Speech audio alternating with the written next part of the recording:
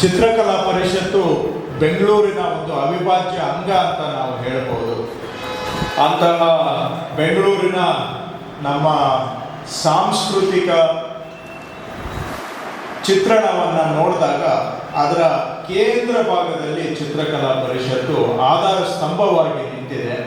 ನಾವು ಕಾಲೇಜಿನಲ್ಲಿದ್ದ ದಿನಗಳಿಂದಲೂ ಕೂಡ ಬೆಂಗಳೂರಿನಲ್ಲಿ ವಿಜುವಲ್ ಆರ್ಟ್ಸು ಮತ್ತು ಆರ್ಟಿಸ್ಟ್ಗಳಿಗೆ ಒಂದು ಪೋಷಕ ಕೇಂದ್ರವಾಗಿ ಆಲದ ಮರದ ರೀತಿಯಲ್ಲಿ ಬೆಂಗಳೂರಿಗೆ ಕಲೆಯನ್ನು ಪೋಷಣೆ ಮಾಡ್ತಕ್ಕಂತಹ ಕೆಲಸ ಚಿತ್ರಕಲಾ ಪರಿಷತ್ತು ನಿರಂತರವಾಗಿ ಮಾಡ್ಕೊಂಡು ಬಂದಿರೋದು.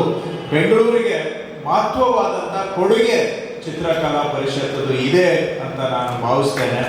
ಬೆಂಗಳೂರು ನಾನಾ ಮುಖಗಳನ್ನು ಹೊಂದಿರತಕ್ಕಂತಹ ನಗರ, ಬಹಳ ವೈವಿಧ್ಯಮಯ ನಗರ, ಡೈನಾಮಿಕ್ ಸಿಟಿ ಅಂತ ಹೇಳ್ತೇವೆ ಮತ್ತು ಬಹಳ ವೈಬ್ರೆಂಟ್ ಸಿಟಿ ಅಂತ ಹೇಳ್ತೇವೆ. ನಾನಾ ಕಾರಣಗಳಿಗೆ ಅದು ಹೇಳ್ತೇವೆ.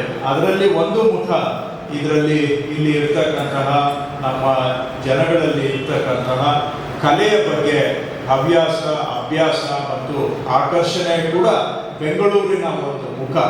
ಯಾವುದೇ ಒಂದು ನಗರ ತಾನು ಒಂದು ನಿಜವಾಗಿ ಗಂಭೀರವಾದಂತಹ ನಗರ, ಸೀರಿಯಸ್ ಸಿಟಿ ಅಂತ ನಾವು ಅಂದ್ಕೊಳ್ಬೇಕಾದ್ರೆ ಎಲ್ಲ ಮುಖಗಳು ಇದ್ದರೆ ಮಾತ್ರ ನಾವು ನಿಜವಾಗಿ ಒಂದು ನಗರ ಸಿವಿಲೈಸ್ಡ್ ಸಿಟಿಯಾಗಿ ಬದುಕಲಿಕ್ಕೆ ಸಾಧ್ಯ.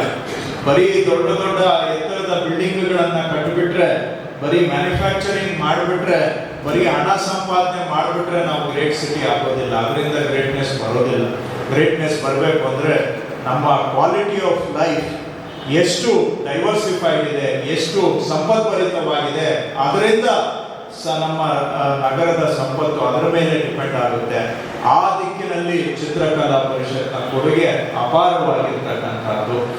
ಅದನ್ನ ಕೊಡುಗೆ ಕೊಡಬೇಕಾದ್ರೆ ಈ ಕನಸನ್ನ ಕಂಡಂಥವರು ಆರಂಭದಲ್ಲಿ ಇದಕ್ಕೆ ಒಂದು ಬೀಜವನ್ನ ನೆಟ್ಟಂಥವರು ಪ್ರೊಫೆಸರ್ MS ನಂಜುಂಡರಾವ್ರವರು.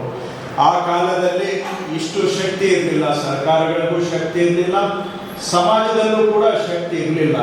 ಅಂಥ ಕಾಲದಲ್ಲಿ ಒಂದು ಚಿಕ್ಕ ಜಾಗದಲ್ಲಿ ಈ ರೀತಿಯ ಒಂದು ಕಲಾ ವಿದ್ಯಾಲಯವನ್ನ ಮಾಡಬೇಕು ಅಂತ ಕನಸನ್ನ ಇಟ್ಕೊಂಡು ಸಣ್ಣದಾಗಿ ಒಂದು ಶಾಲೆಯನ್ನು ಆರಂಭ ಮಾಡಿ, ತದನಂತರ ಶ್ರೀ ಕೆಂಗಲ್ ಹನುಮಂತಯ್ಯನವರು ಮತ್ತು ಶ್ರೀ ದೇವರಾಜ್ ಅರಸರವರ ರಾಜ ಪೋಷಣೆಯಿಂದ ಇವತ್ತು ಬೃಹದಾಕಾರವಾಗಿ ಬೆಳೆದಿದೆ. ಬಟ್ ಅವರು ಮುಖ್ಯಮಂತ್ರಿಗಳು ಪೋಷಣೆ ಕೊಟ್ಟರೂ ಕೂಡ ಈ ಬೀಜವನ್ನು ನೆಟ್ಟಂತವರು MS ನಂಜುಂಡರಾವ್ರವರು.